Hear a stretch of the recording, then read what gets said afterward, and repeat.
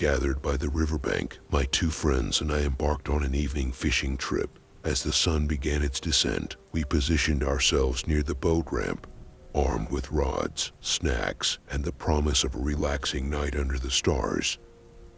Hours passed, and as the clock struck 9 p.m., our jovial atmosphere prevailed. A few beers and some music had us in high spirits, blissfully unaware of the impending disturbance. Abruptly, the tranquility shattered as two cars arrived, blasting deafening music, their occupants spilling out into the night. With conversations dominated by Spanish, their words remained unintelligible to us. Determined to maintain our peace, we initially brushed off their presence. However, their volume steadily escalated, encroaching upon our serenity, forcing us to reconsider our plans.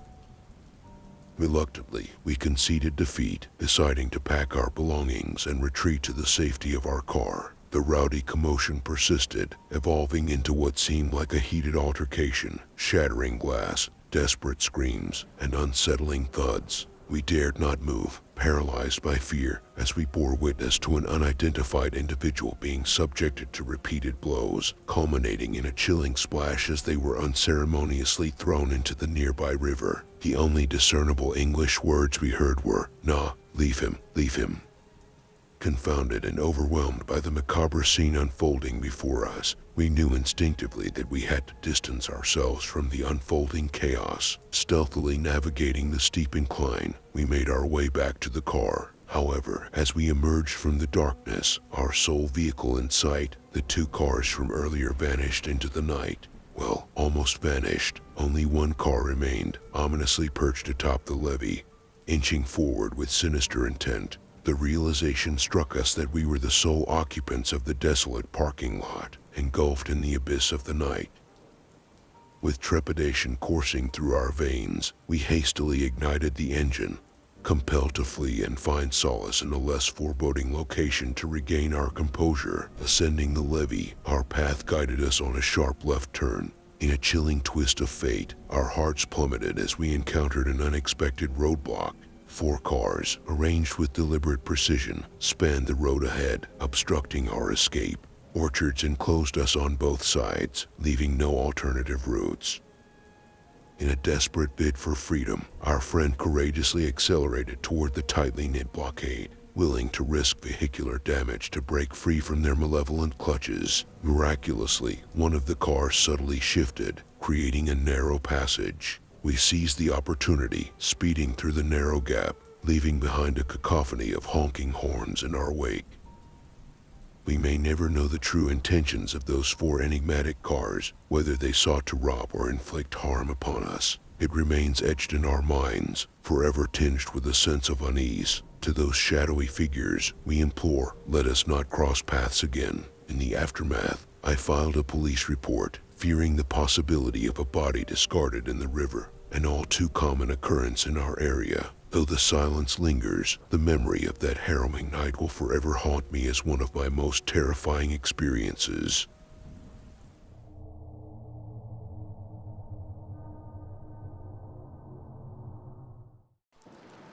When I was around 10 years old, my mom had just given birth to my baby sister. Money was tight in our family, and it seemed like our cars were constantly breaking down or needing repairs. This particular incident happened when we were on our way to visit my aunt, who lived in a more rural area up in the mountains. To reach her house, we had to take a steep inclined highway that eventually led to the countryside.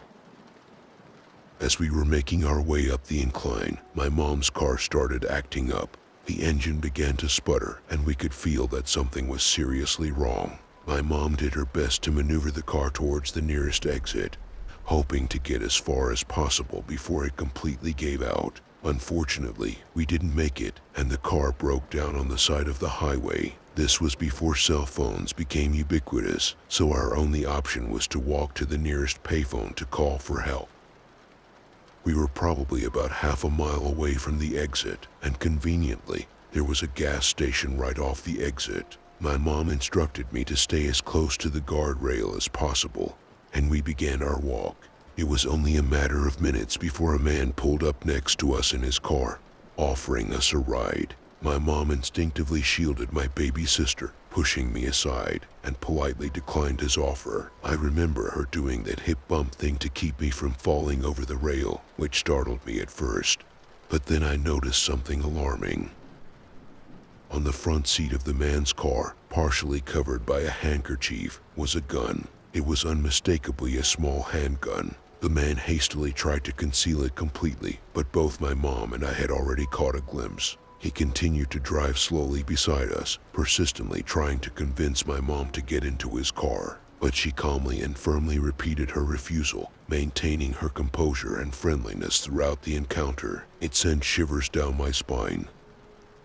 Eventually, the man gave up and pulled away as we neared the exit. I could only assume he wanted to stay on the highway. As soon as he was out of sight, my mom looked at me and uttered those chilling words. He was going to kill us. She remained eerily calm, as if she had just described an everyday occurrence.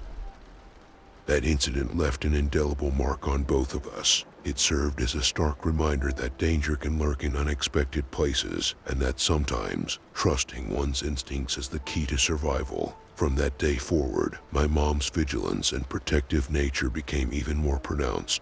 She instilled in me the importance of being aware of my surroundings and listening to that inner voice that warns of potential danger. To this day, I carry that lesson with me. It serves as a constant reminder that even in the face of adversity, staying calm and collected can make all the difference. My mom's unwavering composure in the face of a potentially life-threatening situation continues to inspire and amaze me. It is a testament to the strength and resilience of ordinary individuals who navigate the complexities of life with grace and determination.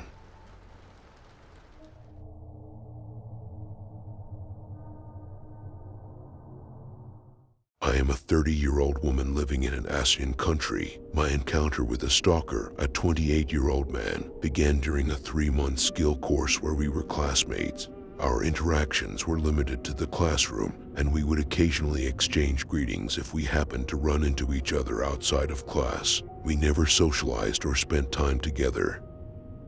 Being an empathetic person, I have a tendency to be a good listener and not judge people I meet. Despite my friends warning me about the stalker and sensing a strange vibe from him, I dismissed their concerns, assuming it was a misunderstanding. I treated him like any other person, which unfortunately led him to develop feelings for me. After the course ended, we returned to our respective states, and mine was across the sea from his. However, he started texting me out of the blue. My habit was to reply a few times and then ignore his messages, thinking it was just an innocent approach since he referred to me as Big Sister. Things took a turn for the worse when he found out that I had a boyfriend and proceeded to confess his feelings for me. He would bring up facts about me, such as my hobbies and the number of siblings I have, but none of what he said was true. Even after I explained the truth to him, he misunderstood. He insisted that I had a large family, which was simply not the case, and that's when I realized he was delusional. I decided to block him. Unfortunately, he began harassing my boyfriend and his family after finding out about our relationship. When my boyfriend confronted him, he shifted his focus and started harassing my sister instead. He found her online because she is active on social media, whereas the rest of us are not. I thought I would be safe from his presence since we lived far apart, but once again, I was mistaken. 2 years ago, he traveled to my town and met my family. He knew where I lived. I wasn't there at the time because I was at work. My family informed him about my rejection and asked him to forget about me, and he left. I believed my family had handled the situation well, but a few months later, he contacted me and begged me to be with him. I felt scared and angry, and I responded with profanity, expressing my hatred for him because of his ugly personality. This angered him, and he retaliated by saying that I wasn't that attractive either. He fell silent for several months. However, this week he returned to my town once again, and I was not there because I was working. He approached my father and asked for permission to marry me. Soon after, he began texting me once more. I am scared. I believe he intends to harm me. He will definitely do it. He contacts me using different phone numbers because I block each one he uses. Changing my own phone number is challenging as it is connected to many aspects of my life. I want to report this to the police, but my family considers it a minor issue. However, I am deeply concerned for my safety and the potential danger this stalker poses.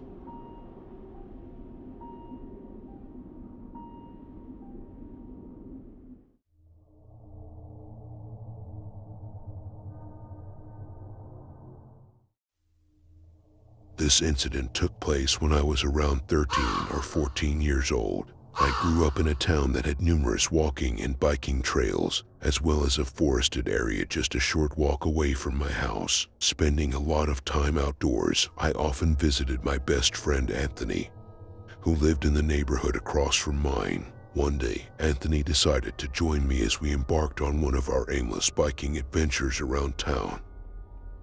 We headed towards the local lake, which was a popular spot during the summer. As we approached the lake, we passed by the local library, and there was a trail adjacent to it that led to the lake.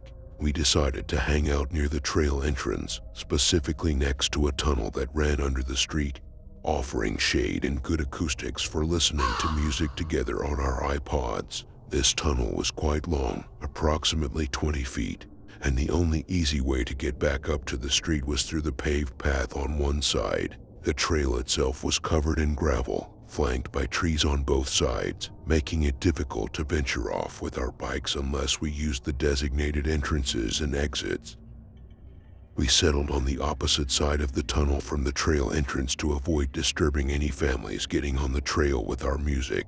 As we leaned our bikes against the tunnel wall, I noticed a man approaching from the other end. Right next to the trail entrance, he entered the tunnel, and when he was about 15 feet away, he called out, "I'm a police officer." In a mere 2 seconds, I could tell that he was not a police officer. He was dressed in cargo shorts, a green tank top, sandals, and carried a large military-style backpack. Even from that distance, I could see his greasy skin and unkempt hair. An immediate sense of danger overcame me, and adrenaline coursed through my veins. I turned to my friend and urgently shouted, "Anthony, run." He wasted no time and hopped on his bike, pedaling away. The man stood between us and the trail entrance, leaving us with no easy escape route without either passing him directly or going in the opposite direction down the trail. Anthony chose to make a break for the main entrance that the man was blocking. As he rode past, the man reached out and grabbed his arm. Anthony briefly stopped, but the man seemed more focused on me and let go, allowing Anthony to quickly ride away. Knowing I wouldn't be as fortunate if I attempted to push my way past the man, I immediately started scanning the surroundings for alternative escape roads. I noticed a small dirt trail on the same end of the tunnel where we were situated. I attempted to carry my bike up the trail, and as I did, the man shouted behind me, "Didn't your parents teach you not to run from the fucking cops?" The trail grew too narrow for me to continue with my bike, so I dropped it and kept running, hoping that this side trail would eventually lead me back up to the street where the man wouldn't be able to harm me without any witnesses. He pursued me for about halfway down the trail but eventually turned back. When I emerged near the library, I quickly made my way to the top of the tunnel where I could keep an eye on him. All I saw was him riding away on my bike. I immediately called the police, and they came to my house to show me a lineup after I walked back home. I instantly identified the man. It turned out that he and his twin brother were homeless and struggling with substance abuse, which likely explained his demeanor and actions. They were known for stealing bikes in the area, but this was the first time they had been so audacious. I was just grateful that the situation didn't escalate further, as given his drug use, he could have easily turned violent at a moment's notice. To the imposter who posed as a police officer and stole my bike, I hope our paths never cross again.